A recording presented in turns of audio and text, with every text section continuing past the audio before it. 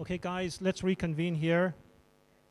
You know, I'm sure, like, as you're doing these exercises, these are great exercises to bring back to your teams, right? And spend more time on them, right? So we can think through these important questions. But we're going to take a break in about a few minutes, but just let me wrap up just from the front here about the theory of transformation. So the theory of transformation is focused on the transformation of people. It is anchored on that, right? So which people are we actually being called upon to transform first? The educators, the adults, the Ministry of Education, the superintendents, the managers, the school principals, right? The leadership team, the deans, the faculty, everyone, the educational stakeholders, the 1 million teachers, all of them. This is where it starts. We start transforming ourselves. Transforming ourselves in terms of what? Core values, character, holistic development. We talked about the 4 dimensions. So it's very specific. It took me a long time to map out this theory of transformation. This is years of work on this one slide, just to let you know. Then when educators are in the process of transformation, now they actually will create amazing cultures in their schools, right?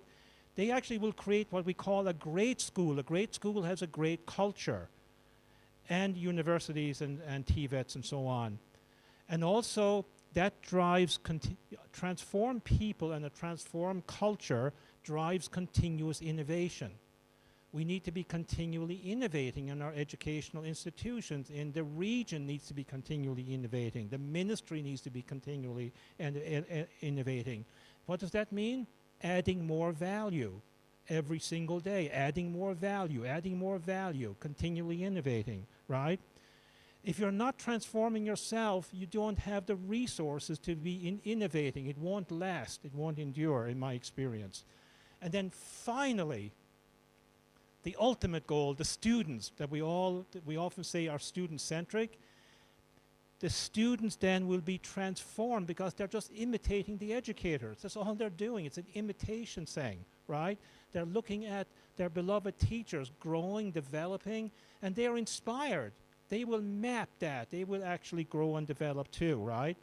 And we will actually be having graduates with character that are holistic, and that actually are future ready to transform Kenya, to transform Africa, right?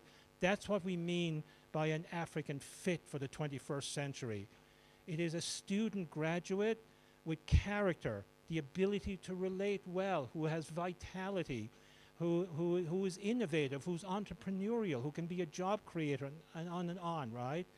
That's what actually, so we're going to help the Africa Union here in this workshop to answer that question. What exactly is an African fit for the 21st century, right? That question hasn't been answered by the theme, but we're going to attempt to answer that question here today. So we'll pause here because Vince said tea is ready and Kenya runs on tea. So, and you need to run for 3 more days in this workshop. So you need fuel, not petrol or gasoline or diesel, but tea, right? And we'll take a little tea break, and then we'll reconvene here again. We'll just keep continuing. Okay, folks. Thank you. Hey, I have to thank you. I've actually been walking around and looking at your investment. I see lots of notes being taken, lots of diagrams being written. That is actually such a good signal that you guys are serious, right? So I'm serious. Our team is serious. It's really actually so gratifying to see how serious you are. Let's give each one of you a big round of applause, and then we'll continue. Thank you so much. Vince, I think the tea's back here, right? What's the story? You guys. Yeah, so thank you, Tony. Let's appreciate Tony. I think we can even transform how we appreciate Tony. Let's appreciate Tony. Yes, that sounds like it.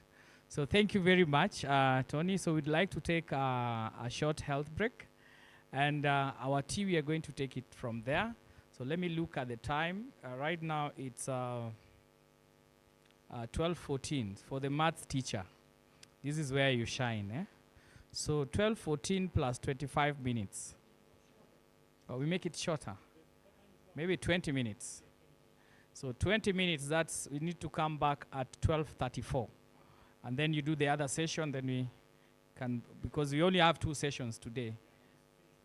Okay, you'll just finish the session and then we go for lunch. We call it a day. So let's pray. Father God, we thank you for the breakfast that you've given us. The same way you've been kind to us, we also pray that you be kind to those who do not have. I pray this, trusting and believing in the mighty name of Jesus. Amen. So for our VIPs, we're also going to have the tea from there. You can grab your tea and then you can just come and grab it on your desk. Thank you.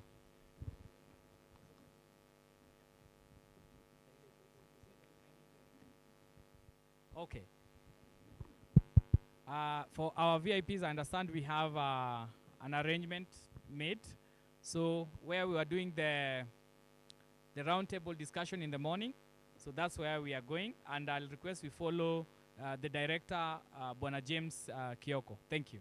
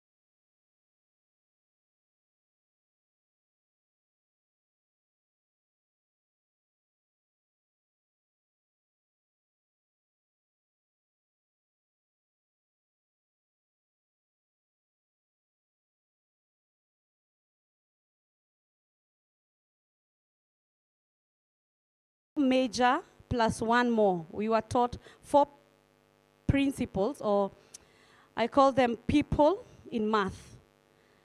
There is an addition. Most of us are addition people, or that is your character, isn't it? We have people who are giveaway people. Outside there we say subtraction, isn't it? There are people who like giving away things. There are those who are very just and fair. We call that division. These are people. And then we have one who is called times, isn't it? Multiple.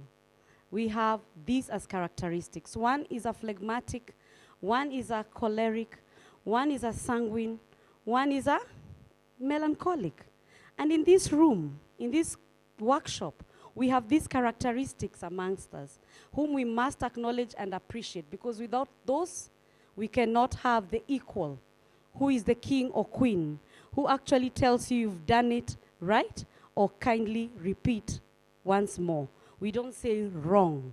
We say kindly repeat. That's why we have king equal or queen equals in mathematics. And so when I came here, I was taught how to teach math, how to introduce the concepts of math to a young child. You teach first through movement. We were all afraid of doing the multiple tables, isn't it? I was taught in my primary years to cram it so that I'm able to pass my exams. But what I do here, and what I've been guided and really encouraged to do, is move the multiplication tables. Move it. Children learn through movement, not the head part only. They learn through the wheel. They learn through the feeling part. Before you touch the head, you must first have engaged their whole body. And so what do I do every morning with my children? I tell them, get up, like what I'm going to tell you now. Please rise up. If you're able to jump, find a place to jump. I love this. It's a bit of an energizer, but at the same time we are learning, isn't it? I'm going to show you how we do, for example, 2 times table. Are we ready? So I'm not going to say 1 times 2 is 2. 2 times 2 is 4. We start from the whole number, then finally we end to the part of what gives you 2. Okay? Because we are all a human being. But for me to become this human being, I have my head, I have my eyes, I have my mouth, nose, hands, feet. I have everything before I call myself a human being. The same way to numbers. For it to become a whole, it has to go through also the parts. First you start with the whole body. That's the answer. Then finally go to the part of what makes that answer. I hope I'm not confusing you. So go behind your chair or push it in front or find space. You have space out behind there or wherever you are, find space.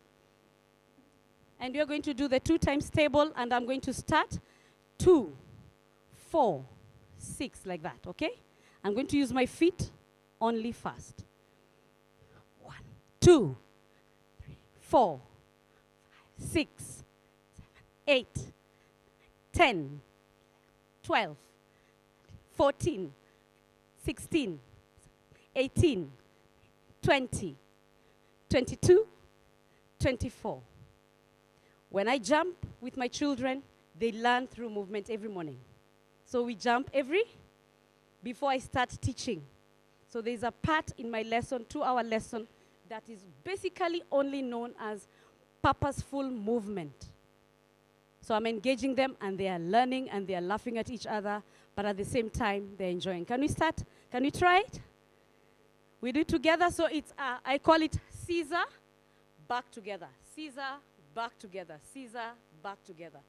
One number is silent, the answer is loud. Okay? So we start.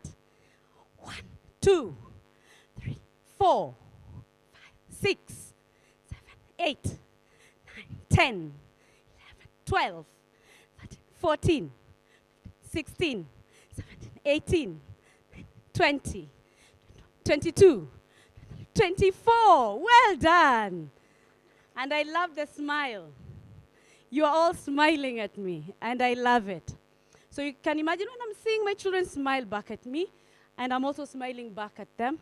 But I'm noticing the one who's a bit, even now I can tell, the one who has 2 left feet. I can easily tell. But do I actually call him out or them calling, can I call them out that they're doing it wrong? What I do is I do it again and again and again and again to accommodate the one who is actually struggling. 4 times table. Can we try?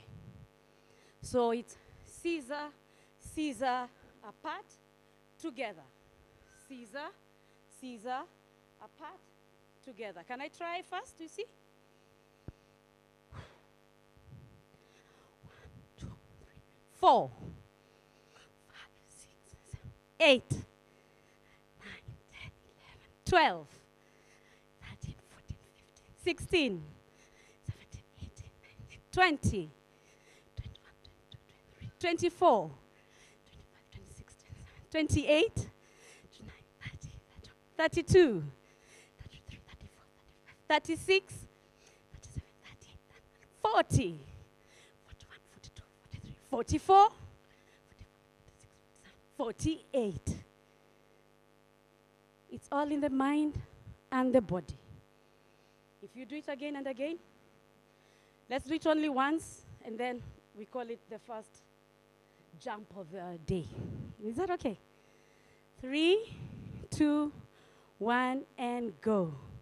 1, 2, 3, 4, 5, 6, 7, 8, 9, 10, 11, 12, 13, 14, 16, 17, 18, 20, 24, 28. Am I alone?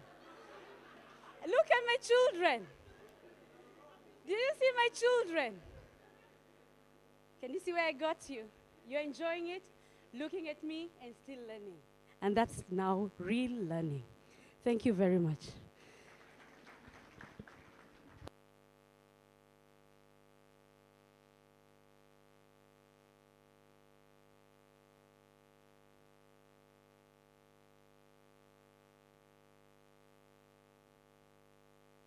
Thank you very much. Thank you very much. Do you feel relieved now? Pressure imepungua, si ndio? Bwana Chair, uko sawa? Okay, sawa. So Tony, I think we are ready for the next session.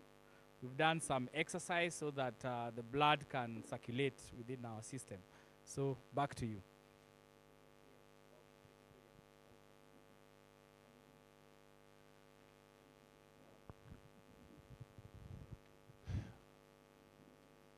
So we go to 130 or 140, right? Okay. All right, guys. I hope you enjoyed your lunch break. So we'll just continue here. And Vince said lunch is at 1:40. You just had some food now, right? So I think you should be able to be okay for about 40 minutes, right? Or not? I hope you'll be okay. Okay, so let's look at this next segment here, which is growth to unlock your limitless potential. You know, that is actually an amazing saying, right? That we do have limitless potential. And, you know, the first part of this journey is to actually transform ourselves, right? So maybe if you haven't been doing this already, right, to the degree that you feel that you can do more on, you know, you can start through this workshop, right? You can start at any moment. Once you just have to make a decision. Once you make a decision, that means you're getting started on this journey, right? So to change anything around you begins with transforming yourself. So for example, you know, I've been married for over 3 decades, right? And for the first like period of our marriage, you know, my wife and I had an interesting experience, right? She was trying to have me change certain things about myself, and I was trying to have her change certain things about herself. And I just want to ask you the question, how do you think that went? That was a total failure, right? That didn't go anywhere. And then I had an epiphany.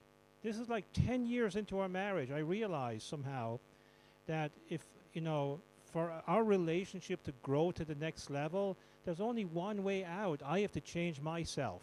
So I actually made a determination to start changing some things about myself. And almost like within 24 hours, I was amazed by this. The relationship changed. And it started to improve. And in years later, if things, if the relationship was stalling, I remember that experience. Now I'm going to go on another burst of changing myself, and the relationship changes in correspondence. It's the same story with our educational institutions. Those of you who are running schools, right, and you have teachers or whatever, there might be some challenges going on. This works in the workplace as well. If you want to change those relationships and outcomes, change yourself, transform yourself, and you'll be surprised at how others in your work start to change as well, right? So the very important thing we have to understand here is that we have infinite value, right, as human beings, and infinite potential, like literally limitless potential, right, to create an extraordinary life, a life of purpose, meaning, fulfillment. So it's really up to us. We can change our destiny at any moment once we make the decision to do it.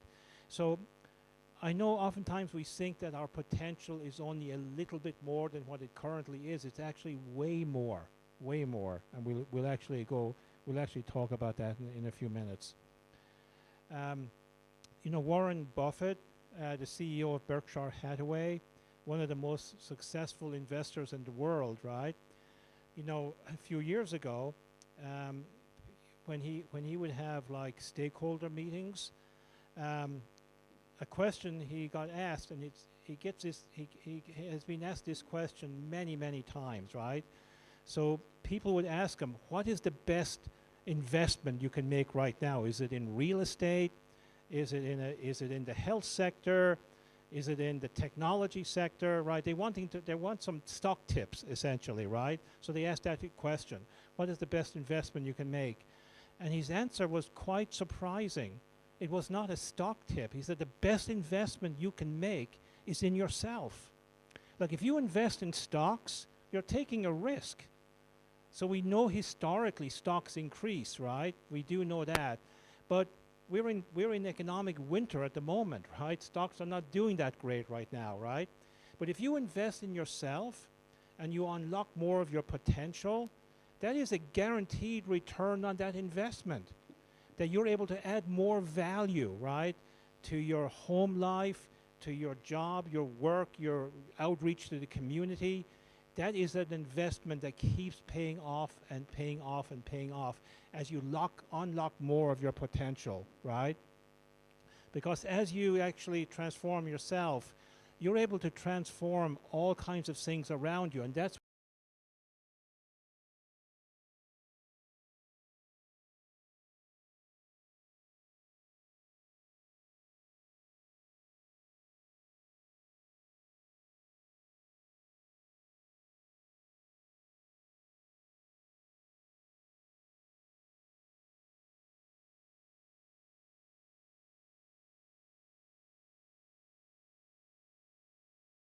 said, what lies before us, what lies behind us, is nothing compared to what lies within us.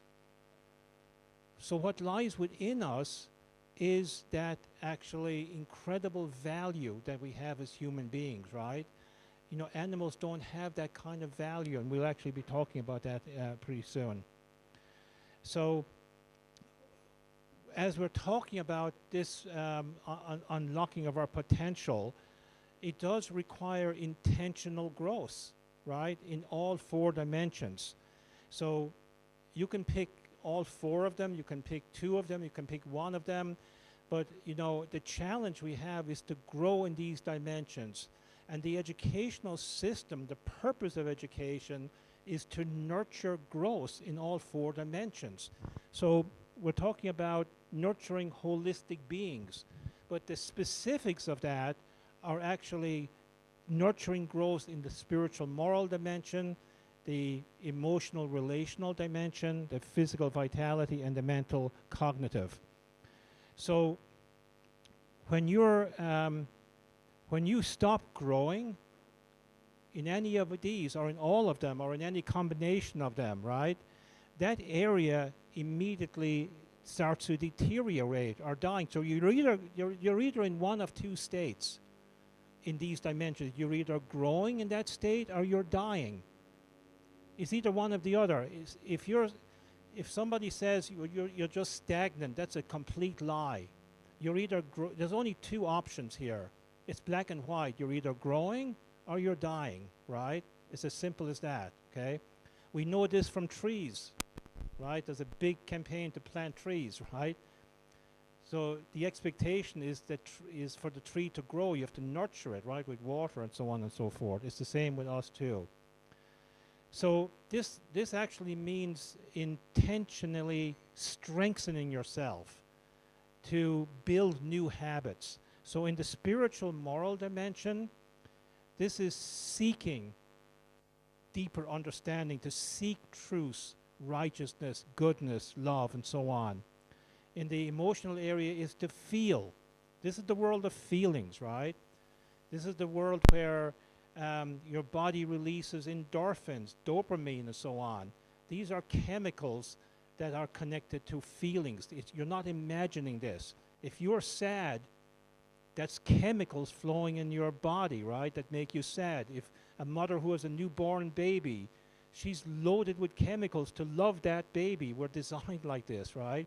So also in terms of the physical dimension, it's action, to act. And in the mental moral dimension, to know and apply what we know to improve our lives and so on. So to seek, to feel, to act, and to know, right? So I want to talk a little bit about transforming education in the global south. And we did mention that in today's world, we have the largest generation of young people in history, right? It's really amazing. It's like 1.2 billion young people. And the majority of these actually live, almost 90% are in the global south. That's why this campaign is very intentional, right? It's focused on this largest cohort of young people, which is in the global south. The global north have aging populations, right? For example, in Japan, for the first time, the number of deaths has actually surpassed the number of births, right? So these are aging countries and societies, but it's not the case here in Africa, right? And in fact, the number 1 asset of any nation, it's not your natural resources, it's not technology, it's not AI, it's human beings, right? Especially the young people, okay? And when you think about it, right, this is really something to take note of. Where do young people between the ages of 1 and 27, where do they spend 80 to 90% of their time? They actually spend 80 to 90% of their time in families and educational institutions. The other 10 or 15% is basically transitioning between the two, right? Or they might go on a little vacation, or they might play sports in the community or something like that. But it's really incredible that this entire generation, this Alpha and Generation Z, right, the tail end of them, they're spending the vast majority of their time up until age 27 in your schools and educational institutions. And when they're not there, they're in their families. They're either in one of these 2 areas. So what does this mean? This is like an incredible wake-up call to us as educators, right? Okay? Because there is no other profession that can have the potential impact on such a large number of the population than educators and families. And that's why these 2, families and educational institutions should be prime partners, right? Oftentimes schools look to partner with corporates and so on and so forth, right? And you know, that's totally cool, but families and schools should be the premium partnership, right? Because you're bringing together the parents, the families, the uncles and aunts, the grandparents with the school heads, the teachers, to make an investment into this generation. And it's not just cognitive, it's holistic. To nurture their character, their ability to relate well with others, to prepare them for the real workforce out there, and I'll talk about this in a second, and to create peaceful communities, right? And to create a prosperous nation even, okay? So, you know, these are discussions we should be having, like how can we actually increase our impact while we have them under our command? And how much time are we wasting in a given day or a given week over something that's not going to produce the real outcomes based on the you know, being dominated by the cognitive mental area, right? You know, it does need its due attention, but not to the degree of ignoring the other four dimensions, okay? So this is let me ask you this. Let's do a quick exercise here, okay? So this side of the room here, let's take a few minutes on this one. So when you look at the current global South youth population, and this is especially in front of you here in Kenya, right, in Africa, over us, right, this youth population. They're in our schools, but they're also out of school too. The question is, are they an asset? I want this side of the room to answer that question. Do you think they're an asset? And if so, why are they an asset? And then this side of the room, they could also be a liability as well, right? And if you think they're a liability, why do you think they might be a liability? So we want a discussion going on the opposite side of the coin, right? I went to visit the Vice Chancellor of Daystar University when I was here in last October, and I was talking to him about this, right?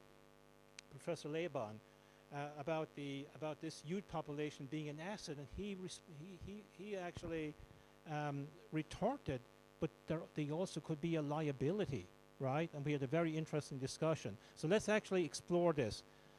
How are they a liability? How can they be an asset? Take a few minutes.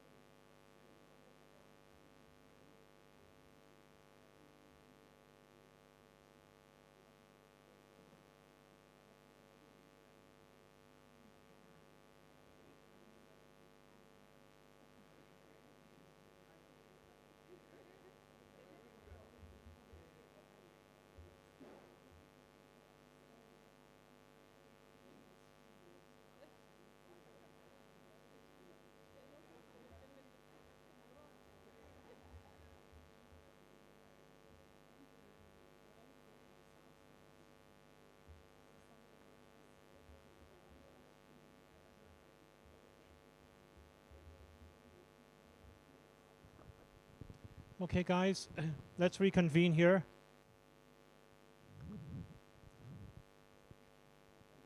So, how is the global South youth population an asset, and why? Who'd like to answer that question for us, as a result of your group discussion? Who had a good discussion here? Okay, who's being nominated here? The secretary. Okay. Good afternoon. We've agreed that our youths are a major asset. One, because in the provision of labor, those of you who come from African settings, you know you have how many stepmothers? And if each mother has 6 children, those are how many? So when you go out plowing the land, you know in 1 hour you're through. Okay? Then secondly, we are also saying they're an asset when it comes to security. If we were to put them in proper placements, we would not be having those issues in Rift Valley. 3, they are also innovators. Look at the current media platforms that we have, how they're exploring it, whether advantaged or not, but we are simply saying they are major innovators who can turn around this nation. They need support. And finally, they provide the market for all these other things. I'm sure many of us here would not go into these mobile things, but they are providing the market for everything that we require, a large market, and therefore stimulating industrial growth. So they need support, and we don't need to brush them off as troubleshooters. We need to engage them productively. Thank you. Yeah, very good. Thank you. So just like any asset, right? And like any asset you might have in your home or whatever, it needs care, it needs constant, you have to look after it, right? If you have a car, it's an asset. If you don't put oil in it, you don't do the service, do you think that car is going to run long? No, it's not. Now you think about our young people, and if we understand them as an asset, they need a lot of care, right? A lot of investment, a lot of nurturing, in order for the full potentiality of that asset to be unleashed and unlocked, right? So that they can drive real peace, right? And real transformation and real prosperity after our time is done, right? Like that. So let's look at the opposite end of the coin. How could this generation be a liability? And why and how? Yeah, go ahead. Do you have a microphone? Here we go.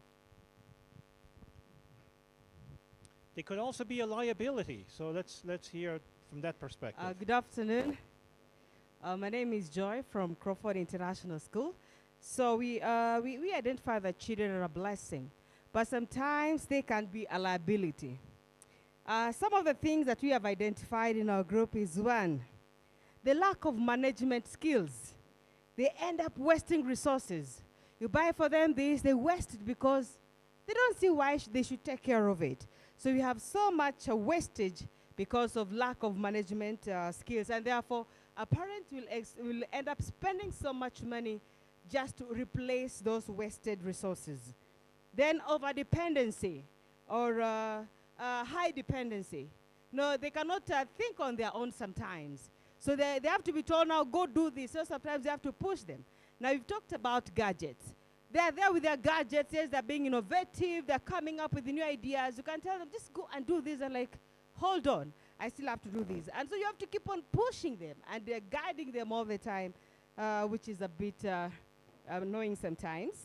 Then they have low problem solving skills because we have not prepared them to face the world. For example, right now in this current generation, now because parents are busy, some are doing well, and we are getting for them people to help them with work. For example, at home, we have house managers who help in the cooking. So when they are hungry, they will sit there and wait. They cannot think I should go and prepare some food. They rather sit there. So there are many things that they cannot solve, which is a bit not very nice. Then the last one is negative peer influence. You know, they're influenced by their peers negatively, and then they end up finding themselves in wrong groups, doing wrong activities, and they find themselves being part of a crime group. And because of that, now a parent or the family has to spend more money to be able to get them out of those crime groups. Yeah, exactly. So yeah, thank you. You see, it's the opposite story here. So how do we actually make them an asset, and how can they become a liability? That's actually all contingent on us as the educators and as families too, right? So when educators invest into these young people and nurture them with character and holistic development, as in the way we've been talking about it, then they actually will become an asset. They will become a generation of youth that thrives. And actually, they will create a thriving nation and a thriving continent, actually, right? On the other hand, if the education leaders, right, just go along and just continue the conventional educational model, just focus on the mental cognitive area exclusively, maintain the status quo, then we are actually slowly producing a lost generation, right? Resulting in huge social problems, as you were just saying, right? They're actually prime candidates for recruitment by terrorist organizations, right? And so on. They don't feel belonged, they don't feel cared for, you know? So in aging populations, they don't have that problem. But in the case of Africa, you have such large numbers of young people. It is your number one asset. You know, you have to look after that like gold, right? Or like a precious diamond, actually. So transforming education and students, right? It comes down to this. So educators and students with the character, principles and values, the relationships, the skills, the competencies that are capable of creating a compelling future and civilization that is peaceful and prosperous, that is actually an asset, right? And also educational institutions like our schools are the ability to develop this generation holistically. Then we are actually preparing the option to live in a purposeful, meaningful life, right? That is future ready. We are actually helping these graduates to live a purposeful, meaningful life. So when are we going to get started with this journey? Maybe in the new year? How about maybe in the new academic year that starts in September? That might be a good time to start. Because we're wrapping up the current academic year, so it's too late to be starting now, right? No, it's none of those things. We have to start now, this minute, right? This generation is under our purview this second. So the more we're actually switched on and helping them and supporting them, we will get tremendous outcomes. So I want to move over to just for a few minutes on the next segment here, which is the foundation. Let me get it up here. Slideshow. Here we go.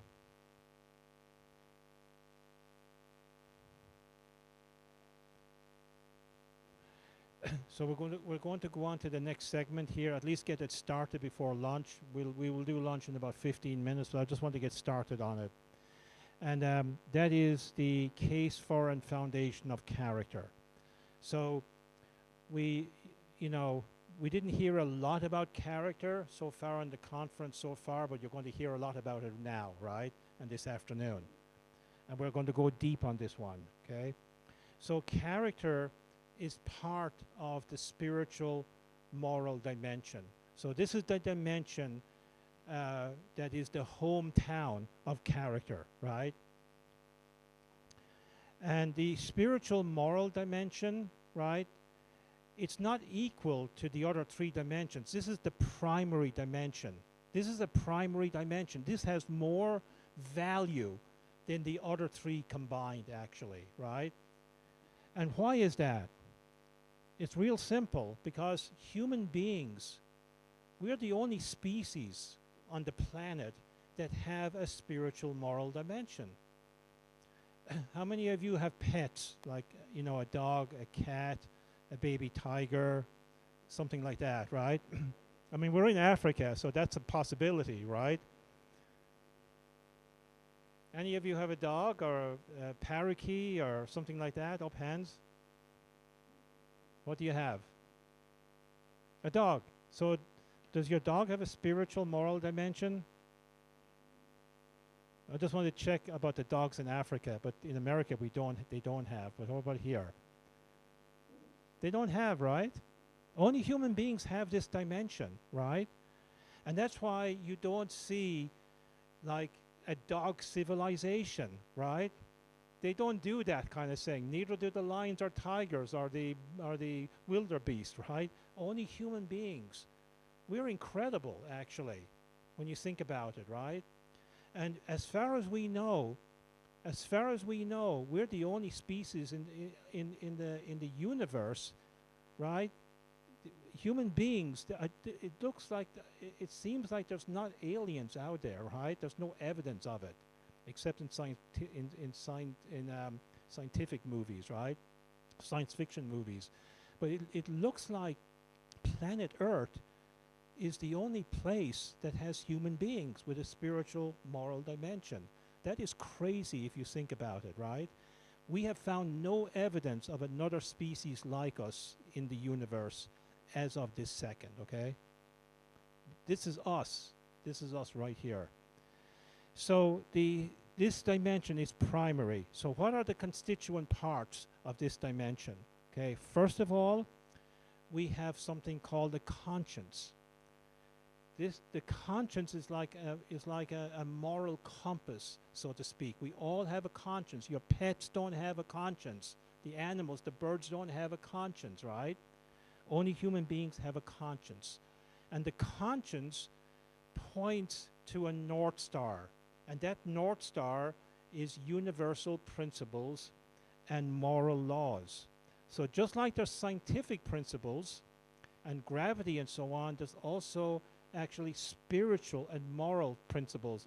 The lady was just talking about Ubuntu, right? African spirituality. We're going to be talking a lot about that at the Global Peace Leadership Conference coming up in June, right? This is important. Now, the conscience needs to be calibrated, right? So, you know, we are born with a conscience, but it is not developed. So as we grow, our parents and our teachers, right, our educators, actually have a great influence on nurturing our conscience, right, and developing the conscience. The conscience develops over time. On the other hand, like our primary drives for food, procreation, for to avoid danger, animals have that, right? And human beings have it, but only human beings have a conscience. And character then, right? Character, all character is, when we talk about character, it's the manifestation. It's the manifestation of what's going on in our conscience. And we'll go into this now in a second. So the key to unlocking your full potential then is to bring this spiritual moral dimension into eye line.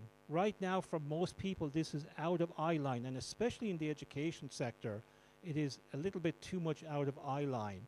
So what we're doing here is putting a spotlight on this, and that's why we are emphasizing character, because it links to these components of the spiritual moral dimension, to our conscience, to universal spiritual principles and values. This is very important, right? So having this dimension and having a conscience is kind of like having your own personal nuclear reactor, right? All we have to do is power it up and unlock its full potential. When we say unlock our full potential, it is actually the crux of it is in the spiritual moral dimension, right? More than any other dimension. As we unlock that, that's why it's number one. And it drives the relationship area. It drives the other areas as well. So this is where like the maximum force and maximum value, right, is actually created on a moment-by-moment basis, okay? And some of the aspects of this dimension are, of course, character. We just talked about this, but also responsibility, right? So personal responsibility is how we grow our character and grow in the other dimensions as well. This is actually a real gift. We might sometimes feel, oh my goodness, responsibility, this is a real problem, a real chore, this is difficult, but actually it's a gift. Also, it's the realm of purpose and meaning. So we as human beings, we seek out meaning and purpose in our lives. So this is also the realm of personal growth, right? It starts from the spiritual moral dimension. And then then it's actually, that's the driver to stimulate growth in the emotional, relational area, the physical area, and all the other areas as well. You can actually have some growth without the spiritual moral dimension, but it's going to be limited actually, right? And it's also the area where we get to make a contribution, right? You know, when we actually make a contribution, this makes us feel so fulfilled, right, in our lives. So as we grow and develop, this is what people learn. The more we learn the more we contribute, the more joy, the more real fulfillment, the more pride, the real genuine pride we get to have. So as we're actually launching this campaign, Transforming Education in the Global South, this is a call for us to contribute beyond our normal responsibilities to a higher level, right? To really actually, really make a difference in this effort, right? And I was actually surprised at how fast this campaign is getting traction. I'll just give you an example, right? We only launched this in December, okay? This is just a few months ago. But actually, since then, just in the past few months, I was talking to Jenny about this earlier on, that this year, the G20, the Global 20, the 20 largest economies in the world, are having their G20 meeting, right? I think towards the end of the year in Brazil. So this is the first time in history that the G20 has been held in 4 Global South nations in a row. So 2 years ago in Indonesia, last year in India, Global Peace Foundation was part of that. This year in Brazil, and guess what? Next year is in South Africa, okay? And by the way, what was very interesting is that at the G20 last year, you probably know about this, the African Union was added as a member, okay? Was added as a member. So in addition to the G20, there's another 20 going on in parallel. It's called the Civil 20, the C20, right? So this is not about economics. This is about the social development of human beings, right? The C20, the education area is part of this, right? So they have the C20 has 10 working groups. One of them is education and culture. Turns out that Global Peace Foundation with another co-host, with another organization are co-hosting this, right? And this thing is building momentum. They had a key meeting about a week ago. This is their first big meeting. And the goal of this meeting was to actually come up with the theme of the education and culture working group. And the theme that they came up with was this one, Transforming Education in the Global South towards 2050. So my colleague, Massimo down there, has been able to give them the concept paper, which is up on our website, the launch story. And actually, we have a call. It's going to be on Friday, right? I'm going to do the call from here to discuss this. So now all of a sudden, this has moved into not just the Global South, but actually the Global North. So, the reason I'm telling this story is that even in a very short span of time, when folks step up, right, amazing things are going to happen. I'm telling you that the time is ripe for this thing to get traction, right?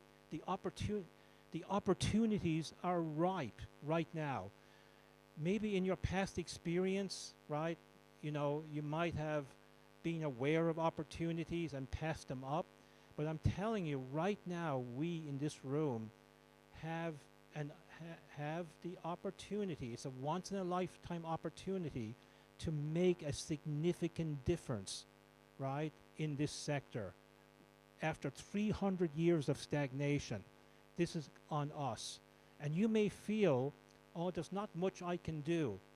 You'll be surprised at what human beings can do, right? So I just want to kind of wind up with this little story here. And this is linked to this spiritual moral dimension. This is actually a character issue. It's a values issue. It's a principles issue, right? It is not just a mental cognitive issue. We will draw on that, but primarily that is what's driving it. And it's kind of fortune is, there is fortune on the horizon to be picked up on, right? So it's kind of like the harvest is ripe, folks, right? To do something here. It's kind of like, when the crops are ripe and the farmer doesn't go out and pick them up, what's going to happen? They're going to rot. The fruit will fall on the ground, it's going to rot. That harvest is over, right? It's the same with this opportunity as well. So I could actually tell several more stories, and I will tell another great story on Saturday about what's happening in the Philippines after just about 6 months of investment, right?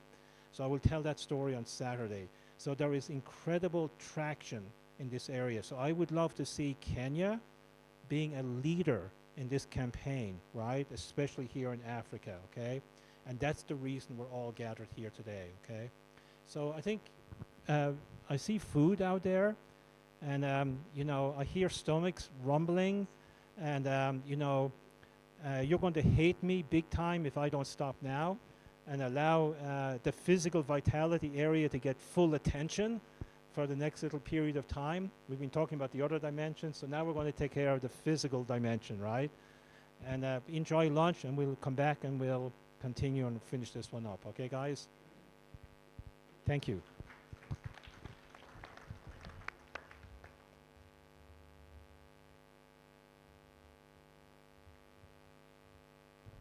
Thank you. Let's appreciate Tony once again. So I'd like to pose a question. Do we continue or we go for lunch? The stomach is still full, eh? So we continue. Tony, so maybe we can, do you feel like continuing? No, give them lunch, and then we'll continue. Tony is saying that we have lunch, and then we continue. So, but don't worry. Next time, Tony, we are sorry. Today we started a bit late. We had arranged for transport in town for those who did not have personal cars. So majority of them, when they're being called, I know time, traffic, please go, I'll find you there.